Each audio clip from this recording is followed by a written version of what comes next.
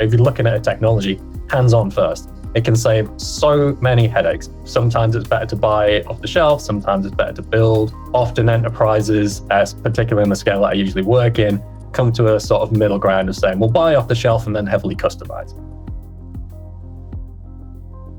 The moment that firms typically look at either buying technology, building technology themselves, or continuing with the processes that they have and making them more sophisticated with the tools at hand.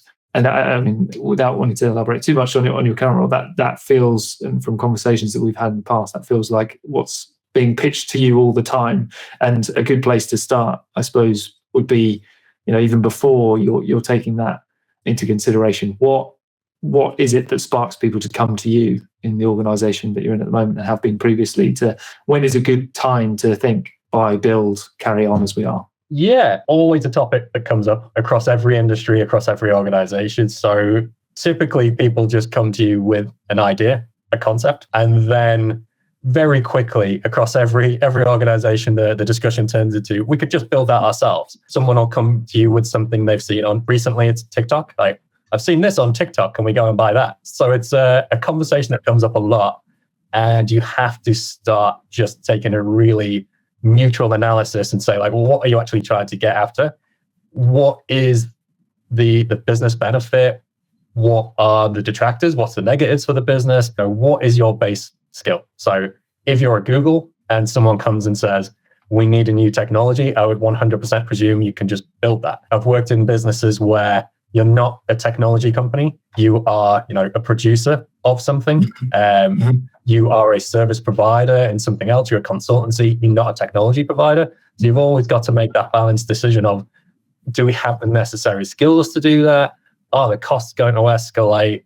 And I have to run all that through my mind before giving like a relatively quick answer, because everyone always expects an immediate answer of, what are we doing? So you have to consider all of those things and then come to a pretty quick considered opinion. And it's not ever one size fits all. Sometimes it's better to buy it off the shelf. Sometimes it's better to build. Often enterprises, particularly on the scale that I usually work in, come to a sort of middle ground of saying, we'll buy off the shelf and then heavily customize. Because you're always looking for what's your business advantage versus someone else. When you get down to the small, medium kind of levels, it's a different balance. When you're at the large global internationals, everyone has similar challenges, but then different sets of tools that you can use to get after the problem. Yeah, I suppose that's a reason to consider building, right? And quite often one that comes up in conversation is control or level of control. And I suppose in a multinational organization in particular, the ability to wholesale change processes to suit a piece of technology becomes that much more painful. Whereas, you could be a little bit more agile if you're in a smaller company and go, right, we'll just change the way that we do that, because that's fundamentally the way that the system is set up. Is that that's a consideration? That one's a particularly interesting one, because it can have a bit of nuance in there. People sometimes want to buy a technology that doesn't actually fit your workflows. And then it becomes a bit of a fight off against tradition, the way we do things, the way we actually have to operate, versus how the tool operates. And sometimes maybe the tool's got best practices in it. So it's like actually involved to use the tools, or sometimes it's just square peg, round hole, and it's the wrong tool for the job. So the first thing I always try, any organization I'm working in, I always try and say, if you're looking at a technology, hands-on first. It can save so many headaches. Have you tried the tool? If you're looking for an app, I had previously people saying, I want to use an app for X process. And then when you actually get hands-on, they're like, oh, an app doesn't work in this process. It's always, just best ideas. Like demonstration goes only so far. Hands-on really gives you an idea of how's that going to work. The number of times over the years I've had people say, like, I want something on an iPad. And then you get them an iPad and they're like, oh, I don't want to carry around an iPad. You're like, well, that's a glad we blacked that one out before we invested. Yeah. So if you consider like a small enterprise, maybe 5-10 people, if they're looking at something that requires an iPad, you've got the investment in buying the iPad, then you have to carry around an iPad and it might run out of battery. So you've got a lot of things you need to consider before you even say, I'm going to go for a mobile workflow. It's like, actually, does that fit with your work? Years ago, iPads were heavy, and in oil and gas, we had to wrap them in a steel case to make it explosion proof. And as soon as you do that, you're suddenly like, hey, I've got full 2 harness. Yeah. Yeah. And you're like, do you want to carry that around now? And it's like, no. So that workflow idea is just a complete non-starter. Let's go back to the drawing board. So hands-on and a real life pilot of the type of workflow that it's going to actually lead to. I'd say get that as early on as you can. Because otherwise you might end up 2-3 years down a conversation or something if it's going that long. For a large enterprise purchase, you could be working on it for years. If you haven't tried it out and got it in the field, it could actually turn out to be a complete waste of time. So it's like, try it in the field. At a smaller firm, so much easier. You can act quickly. You can go out and trial stuff and get demos a lot easier. So the quicker you can get that hands on, the better it's going to be. It's interesting. I think from a, obviously got thousands of surveyors using our platform. When we have been through that collaborative process, the firms that get the most from it are those that really attack it as well. I think there's an interesting one. Even before the trial process, people go, right, I'm going to give Go Report a go, but then don't allocate the correct time. Don't think about how they're going to test it. Don't, have an idea of what they're going to do to make sure that it fits their workflow. So I think when analysing it, have a concerted effort to do it in a relatively short period of time to go, look, let's either continue with this or let's not. I'd say that's one of the most often underlooked considerations when people across any industry I've worked in, it's always a consistent underestimation of the effort that it's going to take. People often consider I can just buy something off the shelf. To the same aspect, people say, let's just build something from scratch. Like, both of these things carry a lot of back-end analysis. The business analysis processes, you can read books on that. There's a whole framework around how to choose a technology, if it's off the shelf or if it's bought. And it will take time from the surveyor. So if you're a small surveying practice, it will take your time to go and do a proper selection, at least probably a couple of hours, maybe like preferably longer. It's something you will be working on, you'll be probably paying a reasonable amount of money for. So you should really consider it properly. It's not just a case of, I'm going to buy that and I'll have it tomorrow and I'll crack on, I'll use it. You need to make sure you understand the processes, what benefits you're getting from it. There's quite a lot of work in there that people don't appreciate. And I've seen across many different projects, many different stakeholders over the years of a stakeholder not quite realizing that they'll have to put their own effort into a selection. And it can cause quite a bit of difficulty with getting a project over the line, because at the end of the day, they need to be involved in like requirements gathering. If you're a smaller firm, you don't necessarily have to go through all of those formal processes, but you should still consider that if I'm going to buy a product off the shelf, I should still put some consideration into this. And maybe that's a couple of days, which can become a bit of an issue if you're a small firm and you've got really tight margins. Can you take a couple of days out to go and do a proper technology selection? You will most likely get benefits out of that, but there's that short-term pain. And in this type of industry where time, literally converts to money because it's a very consultation-driven type workflow, can you effectively sacrifice some revenue for a technology selection? Yeah, it's like short-term pain, long-term benefits, but people don't go into a process immediately considering that. You can make a quick decision, but a quick decision doesn't necessarily mean the right decision. There's multiple tools for any job. The only time you don't really make a selection is when you buy a laptop. Mostly people just go for Microsoft, but you could make that initial decision of, am I going Microsoft? Am I going Apple? Am I going Linux? People don't tend to dwell on that. They'll just go, hey, I've used Microsoft before, I'll use that. When you get into technology to improve a business process, there's very few areas where there's like one flavor. There's multiple flavors. Have you considered all of them? Have you considered what fits your processes best? Which part you like? Is there a roadmap in behind the technology that you really get on board with? So there's several things you can do to select. If you're a small enterprise of 2 or 3 local surveyors, maybe you're not really too bothered about the roadmap, but you're going to be bothered about the commercials. There's things to consider basically that people don't necessarily go in thinking, oh, I'll think through these. It's just like, I'm going to go buy milk. I'll just buy the first milk I see on the shelf. It's not quite that simple. Yeah. It's just if you're going to do a technology selection, consider, can I put a week into this? If you've got a small amount of time, that's fine. But question for you, playing on the theme that you mentioned there around, trial it, get a feel for whether it works and fits within your process. I think one really key element is having the idea of what good looks like, right? And what you're trying to achieve, and making sure that you're always referring back to, does it achieve the kind of success criteria that we're hoping for? I'm curious, in your experience, and I'm sure you will have had this a fair bit, how do you see the wood for the trees in terms of people don't like change, right? So there's a fundamental kind of, this is different from what I was doing before. And in some people will go, that's great, this is fantastic. Others will go, it's just different and that feels odd. How do you delineate between this is different and it feels odd, and this is different and fundamentally it doesn't fit with the way that we work? How do you, broader advice for how people that perhaps aren't in a kind of transformation role, how do you analyze that, and how do you kind of sort those two different types of complaint? Even if you do the best possible selection, you map out all processes and you consider all viewpoints, there will be someone that fundamentally doesn't want to change. I don't think I've encountered an organization where everyone just goes, awesome, let's get on board with that and make a change. Yeah. And the size of the team doesn't really matter. It might be a 2-man team and one of them likes it, one of them doesn't. It might be a 300-man team and it's like half of them don't like it, or 2 or 3.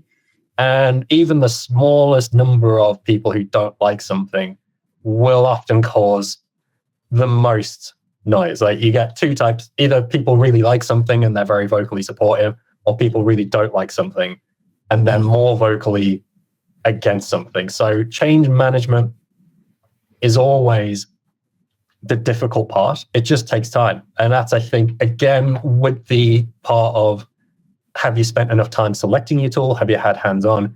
Have you allocated enough time for the change to actually happen? There's lots of different theory about like emotional change curves. So I won't dwell on that particular topic, but it's an area of, there's a lot of research material in that space, and it holds out true regardless of the change. And it's 3 to 6 months might be the time required for even a small change to really embed. Even if you're doing it to yourself, it's just 2 or 3 of you. Will you be comfortable with the new processes immediately? No, it's going to take some time. If you've chosen it yourself, you're going to get on board quicker. But if it's like you and 2 other people or something, one of them might take a little bit longer. When you get to large scale business change on like significantly large scales, you might be looking at 12 months of maybe not everybody's on board with a change. It's a really difficult one, and you can only try your best to get everybody engaged from the start. The book theory all says, get everybody involved as early as possible, get them involved in the change, build a sense of ownership. So if you're making this type of change and you are like a small firm, get everybody's opinion and let them feel heard, and try and just realize what your process is and what you're trying to move to. So as you said, start with, where is it we think we're going to get, and then test every tool against that end position. If you think it's going to fully automate end to end, does it actually deliver that? Or are there some bits that don't quite work? And then play it off against different tools in the marketplace. Say, hey, that one didn't quite deliver on part X. That one delivers on A and B, but still X isn't there. Like, you have to plan out what you want to get out of a tool and go in with a shopping list. Write down the things that are actually important to you and then go shopping. Otherwise, you're just going to be completely bombarded by all these shiny things. And you're going to go, I'll just buy the first one I've seen. And it might not actually fit your processes. And then that change is not going to work, because other people at your business will be saying, why did you choose that one? It doesn't do these things and they're really important to me. So you need to, get your team together, have a chat about what's important, make that your shopping list, and then go and see if there's a tool that fits it.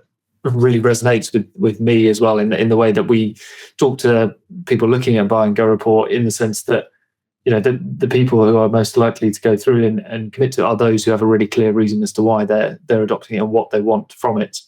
Some people will come in and have a broader, which is completely understandable in terms of information gathering, but the clearer they are on what they're really trying to achieve, the more likely the adoption and the ultimate rollout is likely to be successful. So absolutely. And I think if you're a small firm, you've got to consider, like, what's the core value proposition that you're trying to support? it's probably going to be, as many reports as we can fit in. What's going to get us that speed and the turnaround? Yeah. You need to look at your local competitors. Like, are you competing with anyone in your local constituency? Yeah. What are they doing? If you're just fighting for like time, I can respond quicker, I can get to site quicker, I can turn around a report quicker. That gives you your value drivers. If you've got some kind of other market value you're going to, which is when you get to larger enterprises, you're competing in slightly different value areas. So you might be competing against insights, customer experience, that type of thing. So you're choosing tool selection, not just on efficiency, but on some other thing that's important to clients. As you go down in scales, you're most likely competing on maybe a revenue change, but you've really got to understand, what is it we're trying to achieve here? Is it like quick turnarounds? Then no, that's a really key one for us. Is it whatever it might be for you in your business? Consider that, and then make sure you're choosing the right tool that enables that particular change. And that's one, it circles back again to just understand why you're doing it. I've worked with people before who had a really big project, and I thought they were challenging like industry norms. And this was in like the energy sector. I thought, hey, they're challenging industry norms. They're challenging safety cultures. Like, why are there such safe restrictions on what you can use in like dangerous sites? It turned out what they actually wanted was a justification to buy new iPhones for their team. It was like, oh, your reason for doing the project was actually, I want a new mobile phone. At that point, I slightly lost interest in it. But it's, make sure you're aligned on what it is that you're trying to get your purchase out of your project. Yeah. Okay. A very quick interlude. Do you love surveying buildings and advising your customer but dread the write-up? Have you ever thought there must be a better way to produce your reports? The chances are, if you're listening to this podcast, you probably have. And the good news is you're not alone. We work at Go Report with thousands of surveyors up and down the country to completely transform the way they produce reports. With Go Report, you capture everything on site straight into a smart template. And when you get back to the office, you're instantly able to generate a customer-ready professional report. No double entry and no time wasted on admin. If that sounds like an upgrade your workflow needs, then scan the QR code or click the link in the show notes. Now, back to the conversation. I think that's a nice kind of backdrop to the discussion that we can now go into, which is, let's start with build. What's the situation in which, people, it's conducive to build a product? And again, we'll overlay a bit of a lens, because I appreciate that the main thing that changes is available budget when you go up and down the scale of the organization size. But what's conducive to people going, right, this is worth us building at this point? And again, this will have this is probably more of a big company lens on it. I'll try and think through a few different layers. When you get to large corporates, again, just like across all industries, you're trying to look for, what is my strategic angle? What's the value I'm presenting? Is it differentiated from our competitors? Do we need to develop something, or can we buy off the shelf? That's a different driver and you can afford to do that because you will have money, you'll have skilled teams. Yeah. When you go down the scales, you're probably less able to say, hey, we'll throw £1 million behind development. So you've got to consider, do you have the money? Do you have the time? Do you have the skill set? If you don't have the skill set already, you need to buy it. That carries with it business overheads. And if you build something, you need to run it and support it. I remember on my graduate scheme way back when, that was fundamentally drilled into us of saying, if you are running a project to buy technology or to build technology, consider the next 3 to 5 years of OpEx. Yeah. Because historically, the true cost. Yeah. Many industries. Yeah. And then people would go, oh, wait, it's now we've built something. We now have it. And now we've handed it over to the IT support team, and they're saying, well, we don't have £100,000 a year to pay for the support of this tool. That wasn't considered. So when you buy something, you need to consider the support costs. When you build it, you need to consider, do you have a team that can support it? That's a massive investment that, again, isn't necessarily considered. Just in the last few weeks, I've had conversations with people saying, now there's this massive change in the AI background across the world, challenging organizations. Can we just use AI to build some stuff? And that is one of the biggest challenges I get across, again, most businesses that I've worked in, is people just saying, can we just build it? And you end up with Excel models, because mostly what people think of as a tool is an Excel model. And the number of times I've been talking to a business where they say, here's our fundamental base tool that we've built, and it's an Excel sheet. And that's got so many issues. Like, what if the person who built it retires, leaves the company, is sick for a few weeks, and that's part of a critical process and it breaks? Are you in a position where you can support that? That's one of the benefits of going external, is you pay to outsource that risk. They have to provide a support team to support that, but you pay a little bit more and you're buying something that is maybe the same as all of your competitors are using. If you need to differentiate and provide a specific value to market, that really pushes you towards, you're going to have to look to build something internally, which then carries all that additional overhead of, you need to build a tech team if you don't have one. You need to pay for them in the future. You need to make a whole load of technical choices over what tool are we building in, what's our technical architecture. There's a reason IT exists in corporations, because that's not an easy answer. It can be expensive. So you've really got to choose, is it worth building something and taking on that overhead? Is that going to give us that strategic differentiation from our competitors that's going to help us stay relevant in the marketplace? If not, you're most likely inclined to just say, we'll buy off the shelf. And I think a really interesting one that's happened in the last few months was Apple saying, actually, we're going to kind of buy Google AI. And in the back end of Siri, there's going to be Google. So that's someone at Apple making a very interesting choice of saying, maybe Apple isn't as far ahead as Google in this space. And typically they're massive competitors, but, and I haven't read the ins and outs of the deal.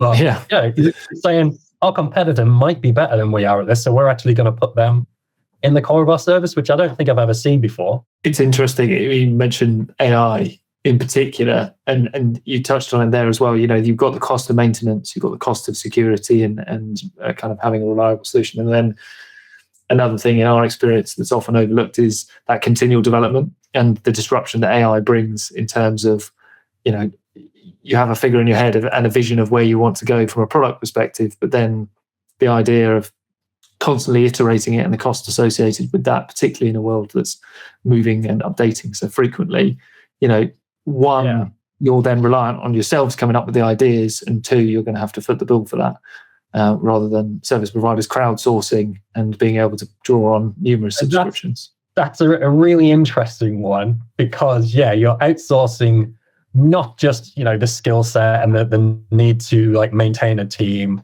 You're outsourcing the roadmap, the development, the need to stay on top of the latest technology standards, and you're outsourcing the risk of whatever that tool is becoming obsolete.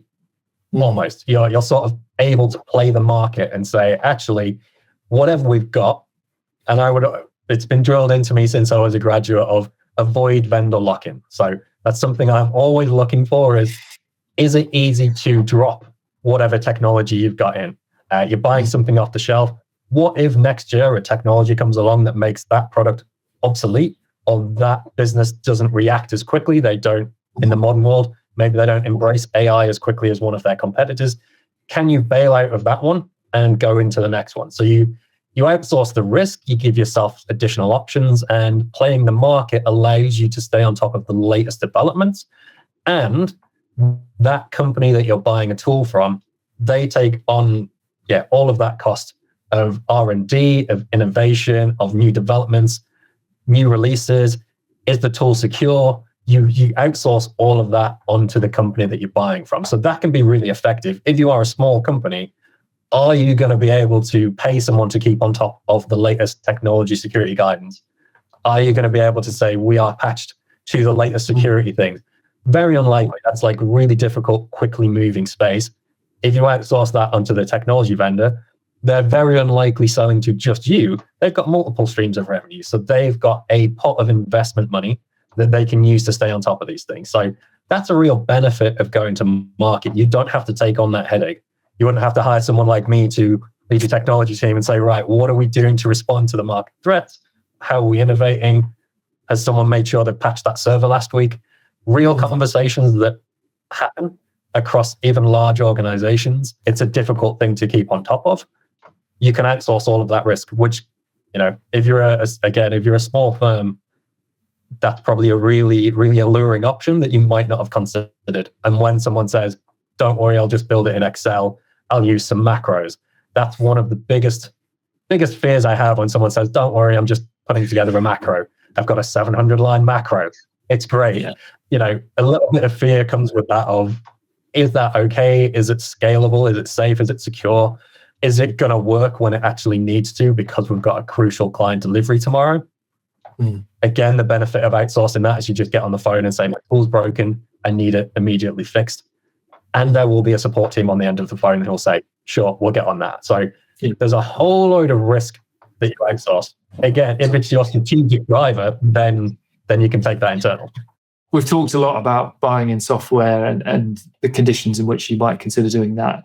If you could bring to life a really specific example, redacting all the necessary details, where building in-house has provided a strategic advantage and actually the conditions that were in place for you to be able to do that, I think that'd be really interesting. Yeah, and this one, it's not a new one, but it's still very relevant, and it's got everybody's favorite tools involved in it of Excel and Power BI. So doesn't necessarily sound like the most technologically advanced solution, but at the heart of their tech stack, Microsoft have built some really useful tools. So whilst I'll often shy away from telling anyone to use Excel to build products, sometimes it's the most effective thing that you can use. So if you're a small firm and you're thinking, in this particular instance, it was £500,000 of license subscription for a planning tool.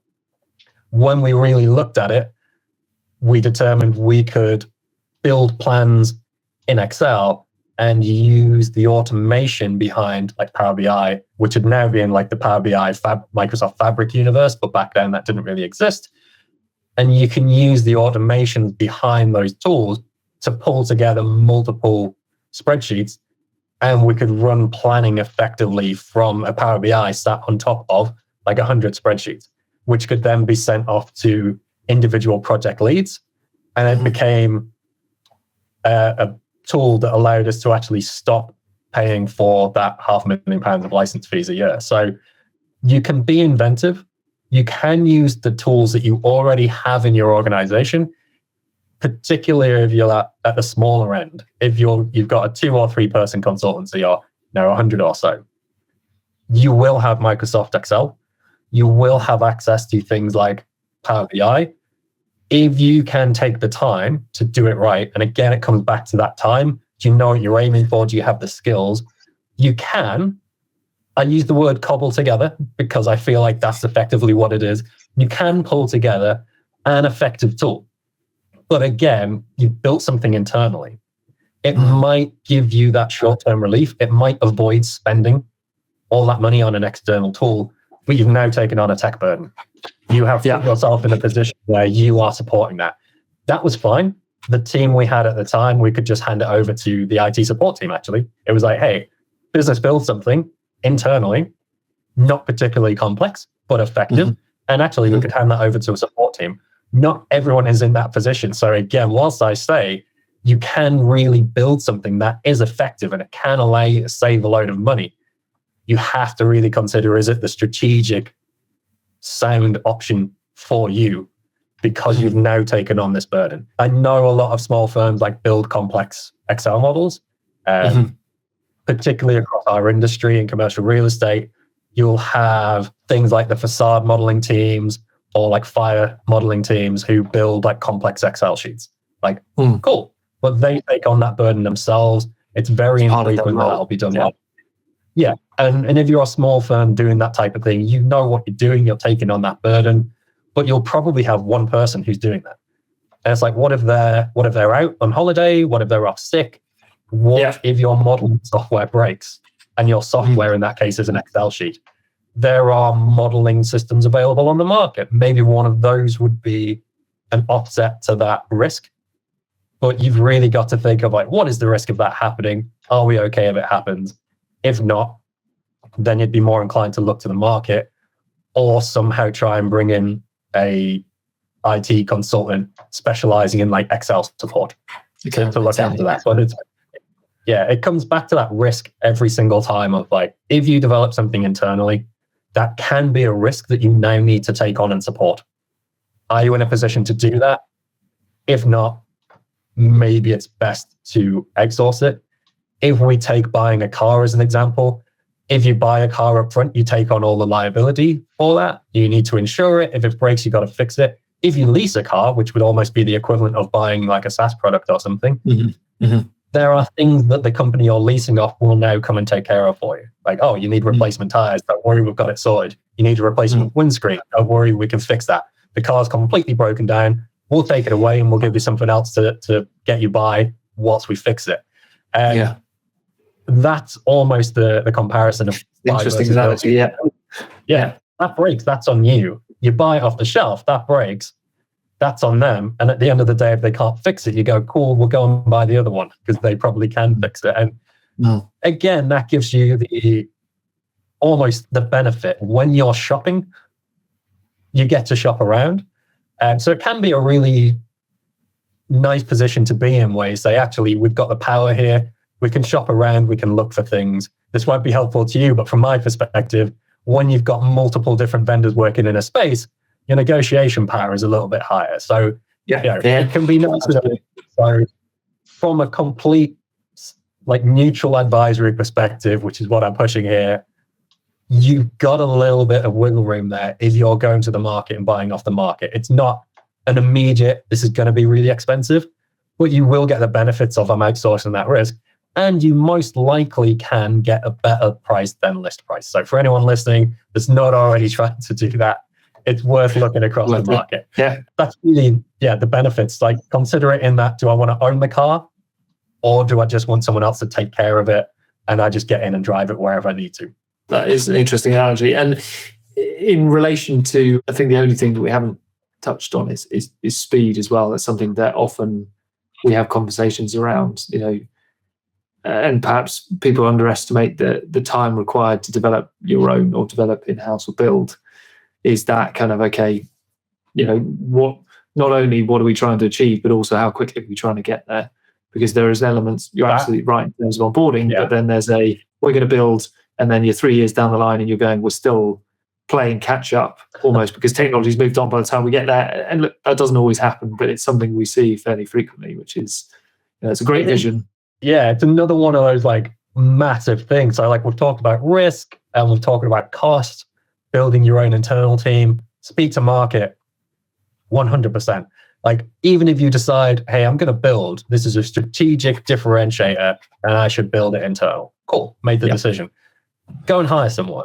That's immediately, if you don't already have a team, you're going to take like 3 months to hire someone. Then they have to build it. You have to do the requirements building. By the time you hired someone, chosen the technology, built a minimum viable product, like something that works, the company that you avoided buying something from in the market, that's 6 months further down the line. They're unlikely to be sitting still. So that's it's a difficult one to determine. Like when you're a large corporation, trying to figure out, what's the best way to play that can be quite a difficult conversation.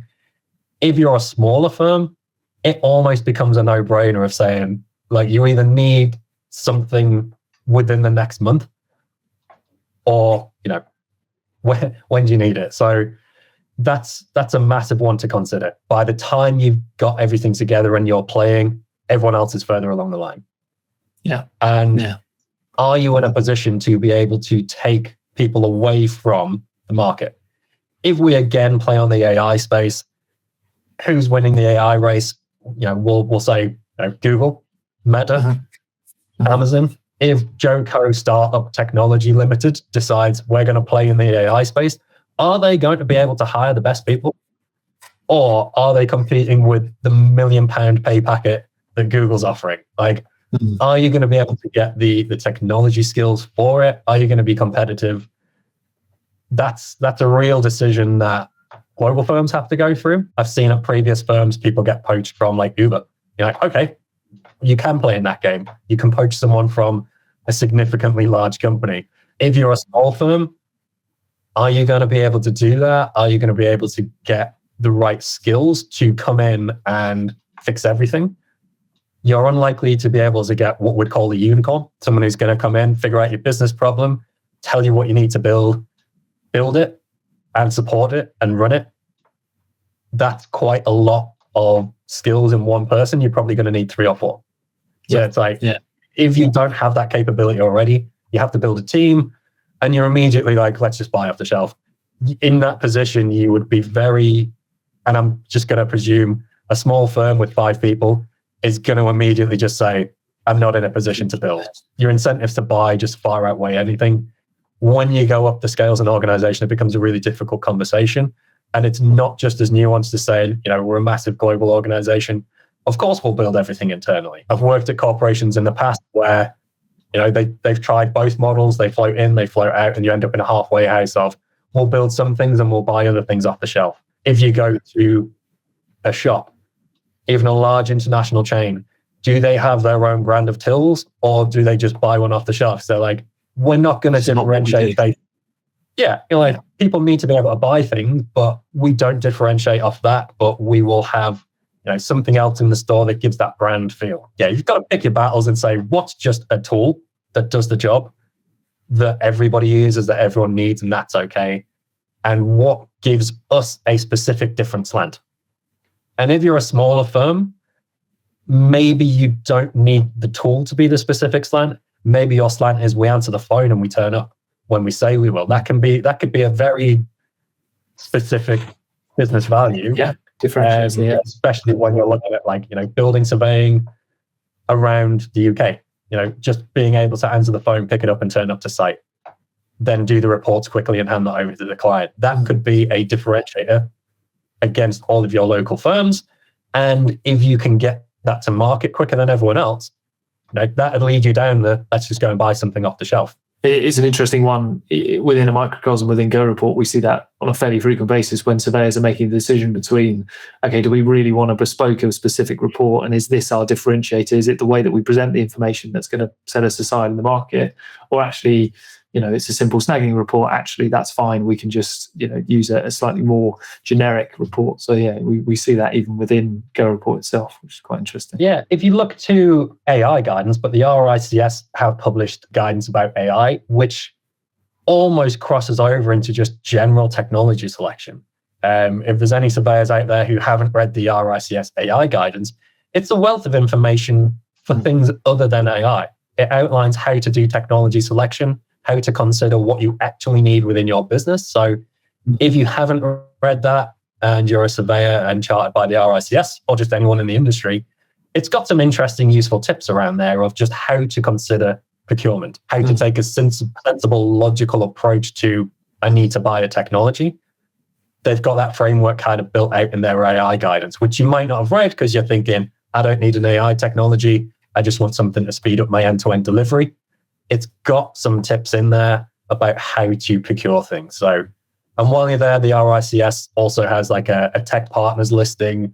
They've got guidance on lots of different things. So if you're in the space of building, in the building sector, have a look around the RICS. They've got some really good tips in there that'll help you figure out what to do. It's a good resource. I'm pleased you've allowed me the opportunity now to ask a potentially antagonistic question, because no doubt you get asked this all the time. Does the introduction, and look, we're working on AI embedded solutions within Go Report, but does the introduction of AI at this stage fundamentally change the question of should I buy, should I build? You hear fairly frequently you could vibe code this and you could build this and stand this up really easily yourself. I'm assuming there are people in all walks of life that have come to you for your advice on, how much that's going to change things. Yeah, so the question of AI changing the discussions. Immediately in the last couple of weeks, since the latest developments in AI, discussions from the office through to just hanging out over a coffee with mates, the discussion has all changed towards, can you now just vibe code it? Or not even vibe code, what they're now calling like vibe engineering, I think.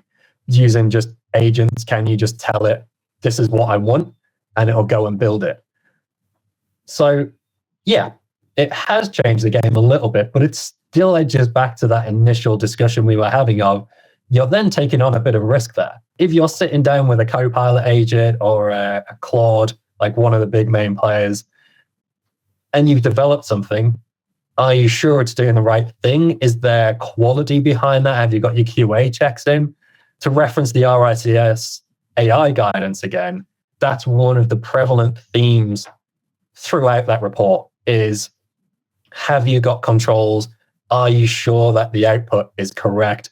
Is the tool doing what you expect it to do? And is it doing it consistently, accurately, et cetera, et cetera? So it does become a bit of an interesting, it changes the game, but you've still got the same buy versus build issues that you had before, but people potentially able to build more. And something we're always concerned about across every organization is stealth IT, people doing things that you don't really know about. These type of tools increase people's ability and give them confidence to say, oh, I've just built a new digital tool to do X, Y, and Z. It's like, have you? People I know that are developers are saying the game has changed for them from coding and developing to QA. Like the AI agents can do they can build something, but when you look under the hood, is it going to be clean? Unlikely. And do you need to double check it and make sure it's not doing anything really risky? If you're at a large enterprise, that's a major concern of, data security, data privacy, GDPR. If you're operating across borders, if you're operating across Europe, you've got real issues with data residency, with data protection. When you get to a small firm, you're potentially just putting yourself in a painful position of, we built something. It's the new version of I've made a massive macro. Now I haven't made a macro. The AI's made a macro. Cool. Yeah. Is it working? So is it changing the game? It's making it quicker to make yourself an issue. Sort of. It's sort of changing the game. It gives us more interesting options. In the vendor space, it means we might have more demands on the market if we're saying, right, can your tool do this? If not, we want it in 2 days' time. Like it might change the expectations on the market. Is it going to change competition across the market? I would highly anticipate it will. Anyone that is offering a technology product on the market is now under that additional stress of coding a new feature has gone from a week to, a few minutes, but you've got that same pressure of making sure it's good, making sure it's safe, it's accurate. Again, on that risk outsourcing, instead of taking that internally and saying I've built a super macro, it's great, you're outsourcing all of that risk onto the market. So in a roundabout way, it doesn't really change anything, but it does really generate some opportunities in the surveying space. Anyone that's even looking in this area needs to read the RICS AI guidance, because that's got very clear rules and guidance that if you want to retain your chartership, need to be abiding by that. That puts some controls in place, but it means we're going to be challenging the market more to say, are you going quicker? At the same time as me saying it doesn't really change anything, it does mean it's quicker to build stuff internally, but only if you have the skills to support it. If you've got the skills to check it, make sure it's good quality, then you've got that in-house capability. You can generate new products so quickly. You can look at insights super quickly, but you need those control and governance mechanisms in place to do that in a safe way. Otherwise, you end up delivering something to the market that is of dubious quality. And there's some recent, not horror stories in there, but there's some Big Four type activity where a large firm has delivered something and it's been found to have been generated with AI. It's got spurious results in there. It's hallucinated something, and that comes back in a fine. If you're a building surveyor, you probably don't want that. You probably want to make sure it's like safe and secure and compliant, repeatable. You're not opening yourself up to liabilities.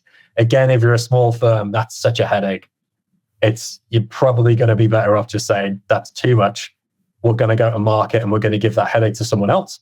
And if something goes wrong, we're going to make sure that NDAs and our legal contracts with that company cover us for it, which is something, if you are a building surveyor in the space, and you're signing contracts, are you looking at like liability caps? That's a big topic of discussion. I've been at lunches with like lawyers and Big Four type firms. The discussions come back to like liability. Is your PI on the line? What happens if that third party gets hacked? Or now if their AI generates spurious results? As a chartered surveyor, you're going to be potentially on the hook for that. Are you going to get in trouble? And in trouble means a whole heap of different things. So those are the modern risks of it's easier and quicker to get into hot water than ever before. Make sure you're reading your paperwork. Make sure you understand what the paperwork is saying. Yeah. People often think procurement of IT services is really easy. They're just like, hey, I'll just ask for a contract and I'll sign it and it'll be fine. I have had to inject clauses into service agreements that say, if this breaks, we will fix it, because that wasn't already in the service agreement. Yeah, I've seen NDAs that have wide open gaps in there where you're like, right, well, that doesn't really cover anyone for anything. So if you are a surveyor and you're going to procure some software from a third party, make sure you've read the paperwork. If you don't have the skills for it to realize what it's, or to really appreciate what it's saying, get guidance. AI can help give you that guidance, but don't rely on that as a fundamental legal advice. But it can at least help you spot gaping flaws in it. So if you're in this space and you're going to procurement and you don't have like a lawyer on hand that understands IT procurement, because it is a speciality, you can use AI agents to at least give you a bit of an idea of what it is. It's not legal guidance, but it'll maybe give you a few ideas what to discuss with your third party. A couple of areas to push on.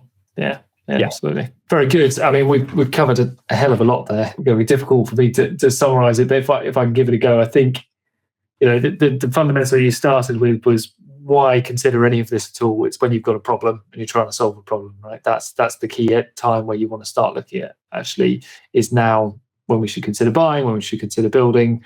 I think the message that came across loud and clear with timelines and true cost of ownership, if you are looking to build it in-house, and whether it is something that's going to give you a strategic advantage. And are you prepared to take the speed to market hit that comes with building in-house?